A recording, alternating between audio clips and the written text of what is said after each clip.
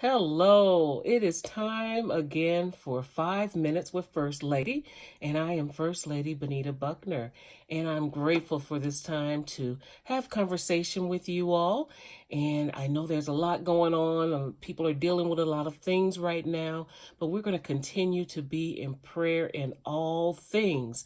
And even with that, we're giving thanks to God for all that He has done. And today's subject, we're going to talk about don't judge a book by its cover. Now, that could mean many things. Number one, my mother was an avid reader. She had all kinds of books from all kinds of places, and I think I get my one of my loves for books from her. And she read any kind of book, and especially any book that was spiritual based in any kind of manner. She used to keep so many books stacked by her bedside and on the floor by her bed, in her bedside table. She just loved books. Her office, she would keep all kinds of books, even in her office. She just loved books. And, a lot of times when I look at books, I do look at the cover. I look and see the colors of the cover, what the title of the book is, the photos, the pictures, everything on the cover. And that draws your attention. And that is what the author should do. They want to draw you to the book. So, of course, they're going to have a catchy subject. Of course, they're going to have a picture that's going to catch your eye.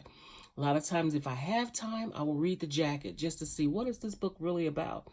Does it live up to its title? Does it live up to the photo? Does it live up to what it's trying to portray to me? So, do I judge the book by its cover? And I'm not talking about I'm judging. I'm just talking about, am I going to buy this book? Am I going to read this book? Do I want this book? Okay. And a lot of times we get caught up in the title of the book and we start reading it. You purchase a book and you start reading it. It's like, wait a minute, this ain't what I thought it was going to be. A lot of times that can happen. Also, that can happen with people as well. The reason why I thought about this was I have a variety of friendships with people of a variety of ages. One lady in particular is probably over 10 years older than me, and she and I have a good relationship and totally different backgrounds. And we were at lunch not long ago, 2 weeks ago, 3 weeks ago, and she made the comment, she says, I never would have thought that you and I would have had a friendship. She says, because you're younger than me, and a career woman, you're educated woman, you have all these things going for you. And she says, I never would have thought we would have had a friendship. And basically she was just looking on the outward of me or who she thought I was and not thinking that she and I would have anything to relate about. And I think we do that with a lot of people. We judge, and I don't mean we're judgmental, but we look at a person, what they're involved in, the things they do. We look at those things and not truly get to know the person. We may know of them or what we think of them or what we assume who they are or what they do, but we don't truly get to know the person. And I think we miss out on a lot of opportunities in the various seasons of our lives to have mentors, mentees, good relationships, good friendships, because we don't really take an opportunity to open the book. We just take it for face value and just look at the outside jacket. We don't open the book to get to know the person. So in this time frame in our lives, we need to examine the friendships that we have. Is it really worth your time? I'm just being honest. Is it a weight to you? Is it a stress to you? You know this whenever you see that person's number come up on your phone and you're like, it's her again or it's him again.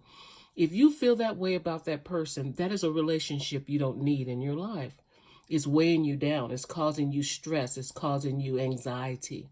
We don't need that in our lives. We need to have relationships that are beneficial in every manner, whether it be a spiritual relationship that uplifts you, whether it be a personal relationship or a confidant or someone you can sit and talk with. We need so many different things in our lives. God designed us to be personable people. Jesus himself was. He would go into people's homes and sit and have dinner. He would go into people's homes and just hang out with them. Although right now we can't do that with the coronavirus, but we had a loving God, and he would show and express love to people, and he would want us to be the exact same way. So don't always judge the book by its cover, but open that book and get a better understanding of it. And that's what I wanted to discuss with you on today. I hope you got something from this conversation on today. Again, I thank you for watching, for sharing, for making your comments. I really appreciate reading your comments. I try to respond back to everyone that watches. Also, remember, I do have a YouTube channel. You can subscribe to that channel for additional videos. And just keep praying for one another, praying for those that are sick, praying for those that are well, praying for our families and loved ones. And, take care of yourselves. Follow the rules. Take care of yourselves. Have a blessed week and know that Jesus loves you.